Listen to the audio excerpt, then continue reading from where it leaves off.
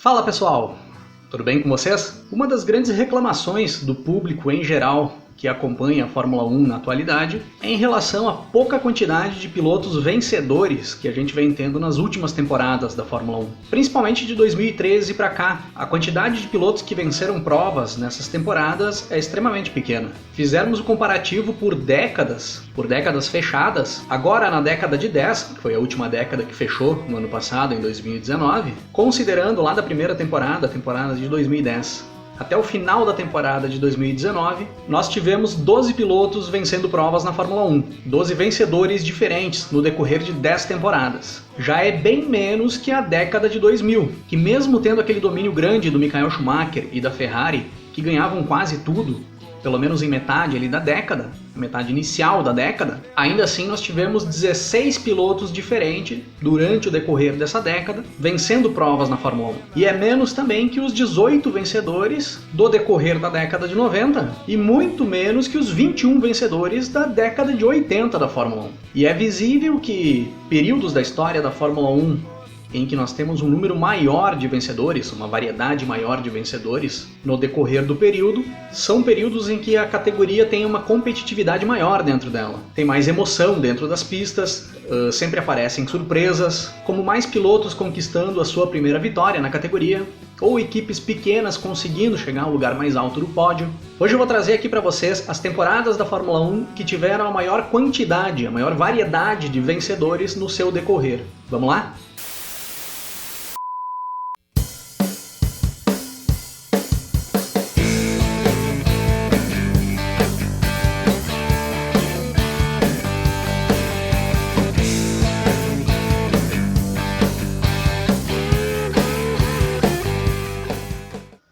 A minha ideia era fazer um top 5 com essas temporadas com maior número de vencedores dentro delas, mas quando eu comecei a relacionar eu identifiquei 7 temporadas para destacar, e aí eu resolvi trazer as 7 aqui para vocês. Dessas 7 temporadas que eu destaquei, 5 delas são temporadas que nós temos 8 pilotos vencedores dentro de cada uma delas. Eu vou começar com essas 5 temporadas, fazendo uma ordem cronológica delas e apresentando para vocês. E a primeira temporada dessa nossa lista é a temporada de Fórmula 1 do ano de 1977. Em 1977, estava todo mundo de olho em como seria a continuidade da rivalidade entre o Niki Lauda e o James Hunt, que tinham feito uma briga ferrenha pelo campeonato em 1976, campeonato marcado pelo acidente do Niki Lauda no Grande Prêmio da Alemanha. O Hunt leva o título, mas o Lauda teria novamente uma temporada completa para dar o troco no Hunt. Então muitos se esperavam uma briga entre os dois pelo título dessa temporada. E nessa temporada vinha muito bem também a Lotus com o Mario Andretti no volante. Mas tanto o Hunt quanto o Andretti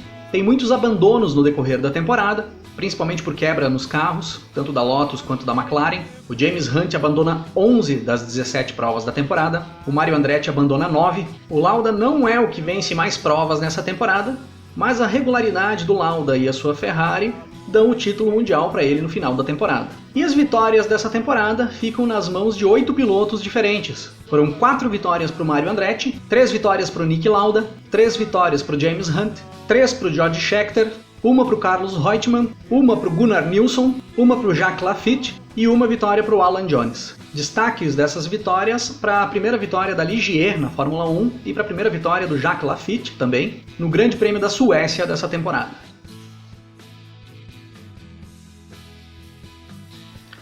A segunda temporada dessa nossa lista é a temporada de 1983. A temporada em que tinha tido uma grande mudança no regulamento, tinha sido banido o efeito solo dos carros, que vinha sendo utilizado há várias temporadas já, numa tentativa de aumentar a segurança dos carros na Fórmula 1, e os motores turbo passavam a ser protagonistas nas pistas da Fórmula 1 nessa época. Quando todo mundo achava que a Renault e a Ferrari brigariam pelo título mundial dessa temporada, pelo fato das duas estarem dominando os motores turbo há mais tempo, já estarem aplicando essa tecnologia há mais tempo dentro da Fórmula 1, a Brabham e o Nelson Piquet roubam a cena com uma temporada extremamente inteligente, trazendo inovações para a Fórmula 1 e levam o título mundial de pilotos com o Nelson Piquet. O título fica com o Piquet e com a Brabham, mas as vitórias ficam bem distribuídas pelo grid, sendo 4 vitórias para o Alain Prost, 3 vitórias para o Nelson Piquet, 3 vitórias para o René Arnoux da Ferrari, que ficou com o título de construtores dessa temporada, uma vitória para o John Watson,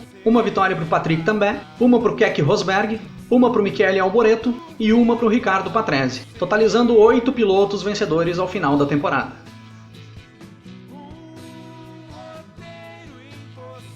A terceira temporada dessa nossa lista é a temporada de 1985, uma temporada impecável do francês Alain Prost, que corrige ali os erros que tinham comprometido temporadas anteriores dele, onde ele já poderia ter conquistado o título mundial, mas não tinha conquistado ainda por erros dele principalmente. Mas nessa temporada de 85 ele começava a mostrar o desempenho e a regularidade que levaria para ele o título de O Professor na Fórmula 1. O Alain Prost fez 5 vitórias nessa temporada e as demais vitórias ficaram 2 para o Michele Alboreto, 2 para o Ayrton Senna, 2 para o Nigel Mansell, 2 para o Keke Rosberg, 1 para o Hélio De Angelis, 1 para o Nelson Piquet e 1 para o Niki Lauda.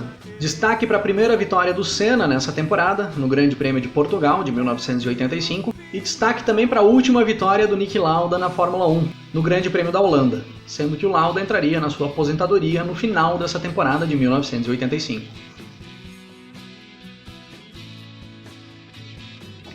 A quarta temporada dessa nossa lista é a temporada de 2003. E é incrível, no meio daquele amontoado de títulos que o Michael Schumacher vinha fazendo ali no início da década de 2000, nós tivemos uma temporada com um grande número de vencedores dentro dela, uma temporada bem sortida. E dos 5 títulos do Michael Schumacher ali na década de 2000, correndo pela Ferrari, o título de 2003 eu diria que foi o mais difícil para ele conquistar. Eu diria que foi o único daqueles ali que ele realmente suou para conseguir o título. Pois a Williams tinha um bom carro nessa temporada, conseguiu brigar bastante por vitórias. E principalmente a McLaren com o Kimi Raikkonen. E até hoje muitos dizem que o Raikkonen foi o piloto dessa temporada, que ele teve performances melhores que o Schumacher. E que o título dessa temporada só não foi para o Raikkonen por inconsistências do carro da McLaren, com uma combinação de azar que o Raikkonen teve no decorrer dessa temporada. Quebras de motor, pneus furados, acidentes bobos, acabaram tirando algumas vitórias do Raikkonen, vitórias certas que ele teria nessa temporada, e muitos pontos do finlandês, que terminaria o campeonato apenas 2 pontos atrás do Michael Schumacher, na classificação geral. O Schumacher conquista o campeonato, tendo no final da temporada 6 vitórias, sendo que as demais vitórias ficaram 2 para o Ralf Schumacher, o irmão do Michael Schumacher, 2 para o Juan Pablo Montoya, 2 para o Rubens Barrichello, 1 para o David Coulthard, 1 para o Kimi Raikkonen, 1 para o Giancarlo Fisichella e 1 para o Fernando Alonso. Destaque para a primeira vitória do Fisichella na Fórmula 1, no Grande Prêmio do Brasil dessa temporada, onde no término da prova tinha sido dada para o Kimi Raikkonen. A prova foi terminada com antecedência devido a um acidente e por causa da chuva também. E ela só foi dada para o Fisichella no dia seguinte da corrida, pois o Fisichella liderava a corrida na volta anterior a que tinha sido dada a bandeira vermelha. E conforme o regulamento, as posições ficam definidas por uma volta antes da paralisação da prova. E o Raikkonen entrega o troféu da vitória para o Fisichella na prova seguinte, no Grande Prêmio de San Marino dessa temporada. E destaque também para a primeira vitória do Fernando Alonso na Fórmula 1, no Grande Prêmio da Hungria, batendo ali naquele momento o recorde de o piloto mais jovem a vencer uma prova na Fórmula 1. A quinta temporada dessa nossa lista é a temporada de 2012 da Fórmula 1. Temporada marcada pela disputa acirrada pelo título entre o Sebastian Vettel e o Fernando Alonso. O Alonso na Ferrari e o Vettel na Red Bull. A decisão entre os dois fica para a última prova, no Grande Prêmio do Brasil daquela temporada, onde na largada o Vettel sofre um toque, roda e cai para as últimas posições. E perderia o título se não conseguisse fazer uma corrida de recuperação espetacular para conseguir chegar na zona de pontos, fazendo a pontuação suficiente para o Alonso não conseguir tirar o título dele. E aí o Vettel faz a corrida espetacular, sai ultrapassando todo mundo na pista e consegue cruzar a linha de chegada na 6ª posição. Com o Alonso chegando em segundo, o título mundial fica para o alemão, que conquista o seu 3º título mundial e torna-se o tricampeão mais jovem da história da Fórmula 1. E as vitórias dessa temporada ficam 5 vitórias para o Sebastian Vettel, 4 vitórias para o Lewis Hamilton, 3 vitórias para o Fernando Alonso, 3 vitórias para o Jenson Button, 2 vitórias para o Mark Webber, 1 vitória para o Nico Rosberg, 1 vitória para o Kimi Raikkonen e 1 vitória para o Pastor Maldonado com a Williams, no Grande Prêmio da Espanha. A única vitória do Maldonado na carreira e a última vitória da Williams na Fórmula 1 até os dias de hoje. Destaque também para a vitória do Kimi Raikkonen no Grande Prêmio de Abu Dhabi.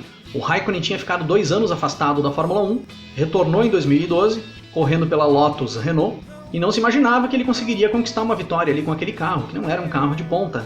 Considerando que não era um carro tão bom e o Raikkonen recém retornando à Fórmula 1, precisava aquecer ainda, não se imaginava que o Raikkonen teria feito uma vitória naquela temporada. Mas Kimi Raikkonen, no Grande Prêmio de Abu Dhabi, cruzaria de chegada em primeiro com a Lotus Renault. Agora nós vamos para a segunda temporada com o maior número de vencedores dentro da mesma temporada na história da Fórmula 1. É a temporada de 1975. A temporada de 1975 começa com o Emerson Fittipaldi como atual campeão mundial. Tinha sido campeão em 1974, correndo pela McLaren. Mas quem rouba a cena no decorrer da temporada é o austríaco Niki Lauda, que a partir da quinta prova da temporada começa a mostrar todo o seu potencial como piloto de Fórmula 1. Se o banco que ele fez o empréstimo para comprar o lugar dele na Fórmula 1 nas temporadas anteriores precisava de uma garantia de pagamento, nessa temporada de 75 Lauda deu a garantia dentro das pistas. Ele engrena 5 vitórias nas últimas 10 provas da temporada e garante o seu primeiro título mundial da carreira. Mesmo com o Lauda tendo vencido 5 das 14 provas dessa temporada, as demais vitórias ficaram bem distribuídas entre vários pilotos, ficando 2 para o Emerson Fittipaldi, uma para o José Carlos Paty, uma para o George Scheckter, uma para o Jochen Mass, uma para o James Hunt, uma para o Carlos Reutemann,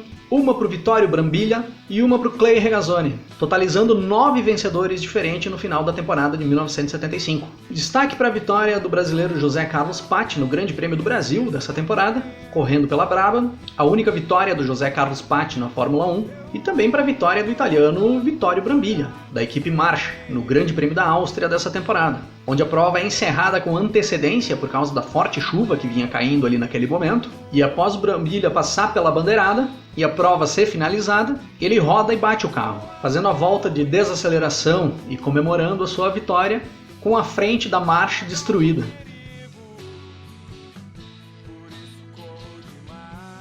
E a temporada em que tivemos mais vencedores na história da Fórmula 1 dentro da mesma temporada foi a temporada de 1982. Uma temporada conturbada, marcada por protestos, greve dos pilotos e principalmente pelas fatalidades que ocorreram nas pistas. As mortes do canadense Gilles Villeneuve e do italiano Riccardo Paletti e o grave acidente que tira o Didier Pironi para sempre das pistas da Fórmula 1.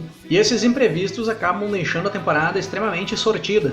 Vários pilotos vinham vencendo no decorrer da temporada. E passa a ficar claro que o título ficaria na mão de quem tivesse a temporada mais regular dentre os pilotos e as equipes. Quem conseguisse terminar mais provas e conseguisse ficar mais vezes dentro da zona de pontuação. E essa figura viria a se chamar Keke Rosberg, um finlandês da equipe Williams, que tinha conquistado a sua primeira vitória já no final da temporada, numa das últimas provas, no Grande Prêmio da Suíça, e tornaria-se campeão mundial com apenas uma vitória no currículo. O único piloto a ter conseguido esse feito na história da Fórmula 1 até hoje, e muito provavelmente por toda a eternidade. E as vitórias dessa temporada ficam distribuídas da seguinte forma: 2 vitórias para o Alain Prost, 2 vitórias para o John Watson, 2 vitórias para o Didier Pironi, 2 vitórias para o Niki Lauda, 1 vitória para o Riccardo Patrese, 1 vitória para o Nelson Piquet, 1 vitória para o Patrick Tambay, 1 vitória para o Hélio De Angelis, 1 vitória para o Keke Rosberg e 1 vitória para o Michele Alboreto. Foram 16 provas disputadas na temporada de 1982, com 11 vencedores diferentes dentro da temporada.